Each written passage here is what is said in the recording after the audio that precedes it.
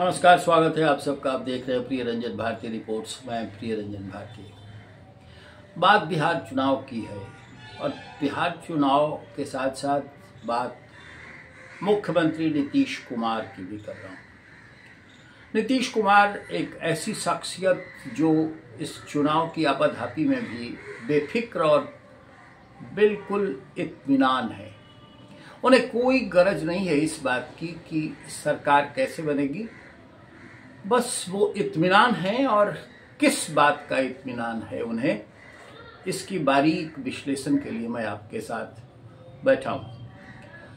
एक नारा चलता है और वो नारा बाखूबी आप भी जानते होंगे, नीतीश कुमार हैं जहां सत्ता है वहां। पिछले 20 सालों से नीतीश कुमार सत्ता में है और सत्ता में ही नहीं है बल्कि इनके साथ एक और बड़ी उपाधि लागू होती है कि ये एक ऐसे किंग मेकर हैं जो किसी भी सूरत में खुद किंग बनने की महारत हासिल करते हैं।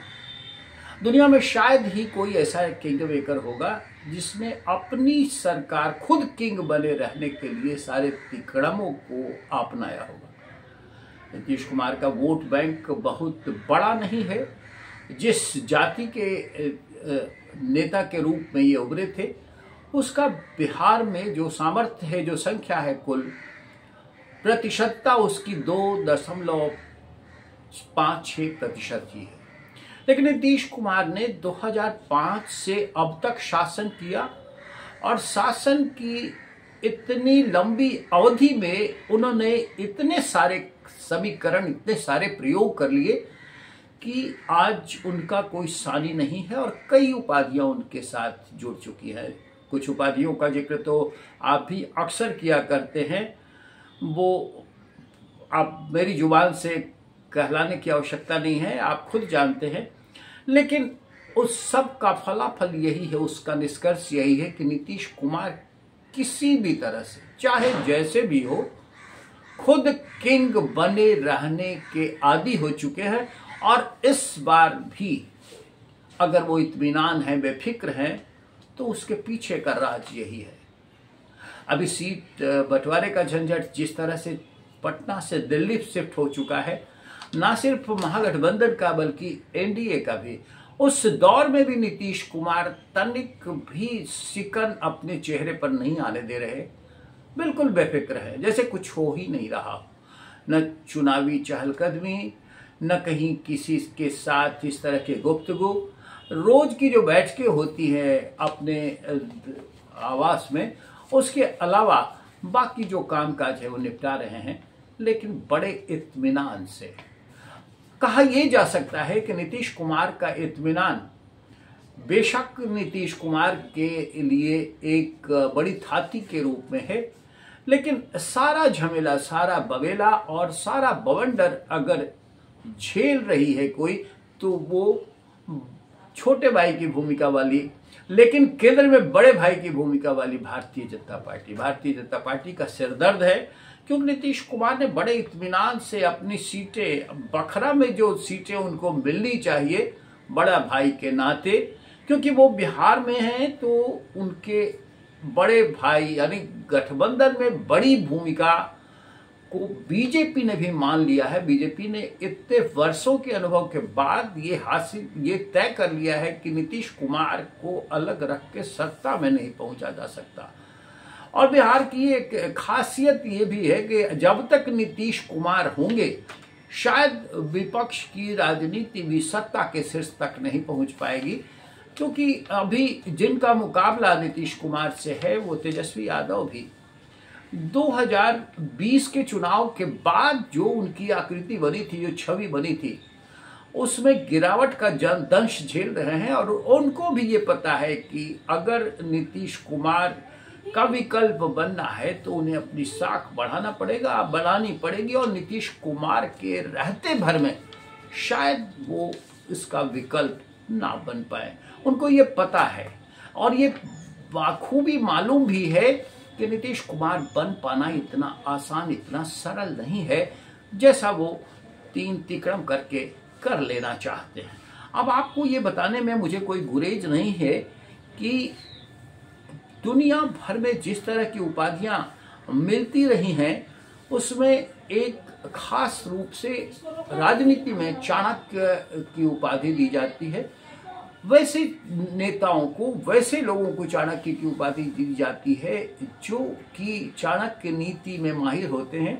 राजनीति में ये खूब चलता है, लेकिन नीतीश कुमार खुद एक ऐसे चाणक्य नीति के वाहक है, एक ऐसे नेता हैं जो किसी के समझ में नहीं आने दे सकते कि आखिर उनका अगला कदम क्या होने वाला है, वो कैसे सत्ता में पहुंचेंगे और सत्ता के शीर्ष पर, शिखर पर बड़ी मजबूती से कायम रहेंगे, लगातार अपनी धमक बनाए रखेंगे।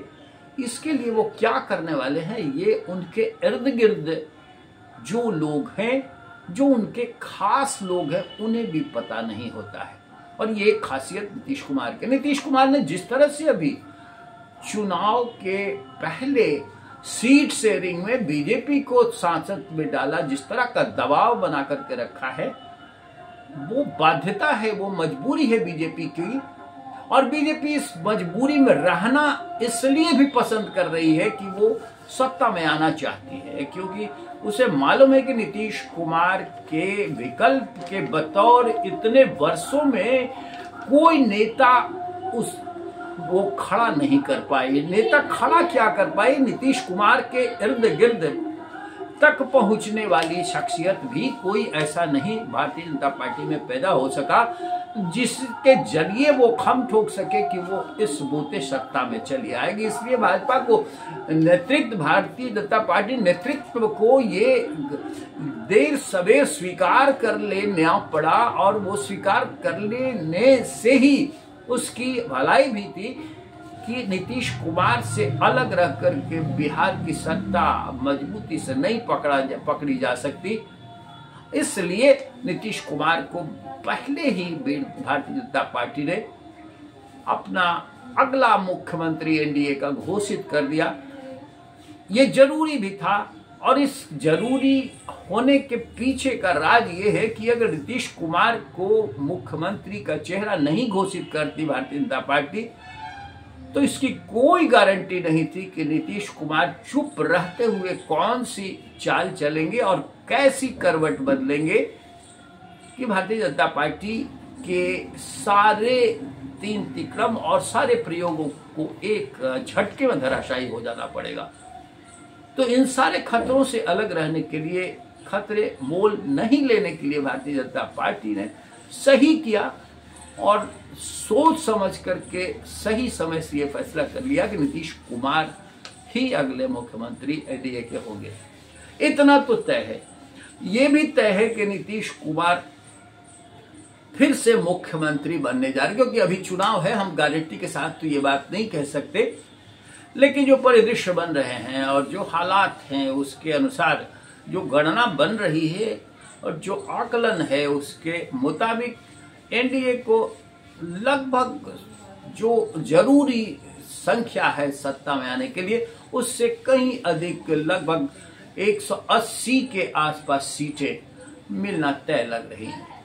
परिस्थितियां और भी कुछ करवट ले तो राजनीति है और चुनाव के बीच में बहुत सारी चीजें आती है, लेकिन ये पूरे दमखम से मैं कह सकता हूं कि एनडीए की सरकार बनेगी, नीतीश कुमार मुख्यमंत्री बनेंगे।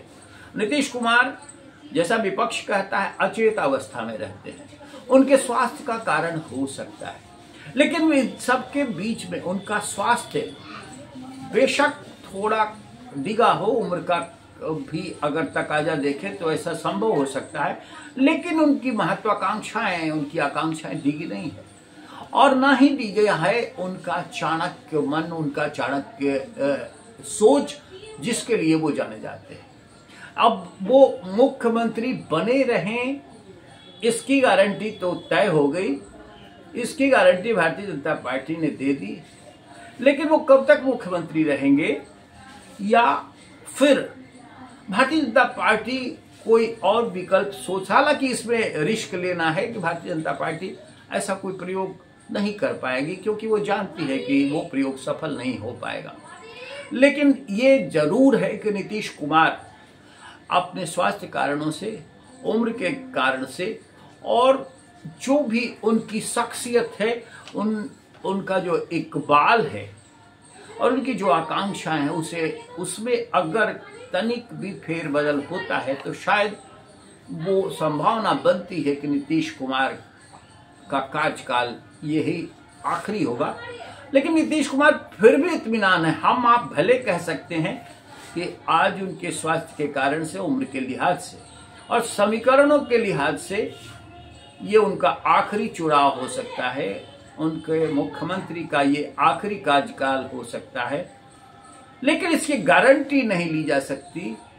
और गारंटी इसलिए भी नहीं ली जा सकती कि नीतीश कुमार को समझ पाना बड़ा कठिन काम है।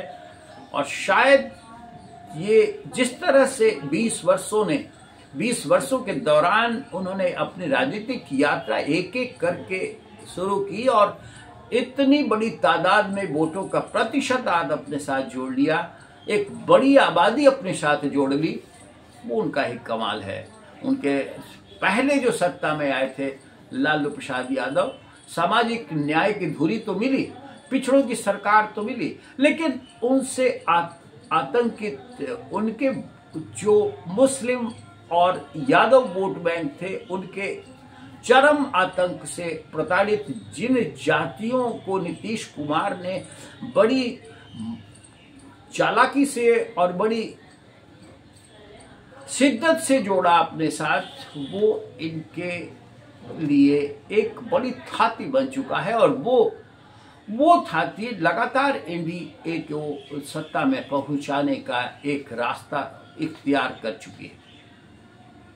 इन सब के बीच से नीतीश कुमार बिल्कुल बेखौफ हैं, इत्मीनान हैं और वो तब तक इत्मीनान रहेंगे जब तक कि चुनाव के नतीजे और उनकी ताजपोशी नहीं हो जाती। उनकी ताजपोशी हो जाने के बाद का जो परिदृश्य बनेगा वो तो बाद का विषय है, लेकिन नीतीश हैं तो बिहार बिल्कुल इत्मीनान है। और बिहार इसलिए भी इत्मीनान है कि नीतीश कुमार है। आज के अंक में बस इतना ही।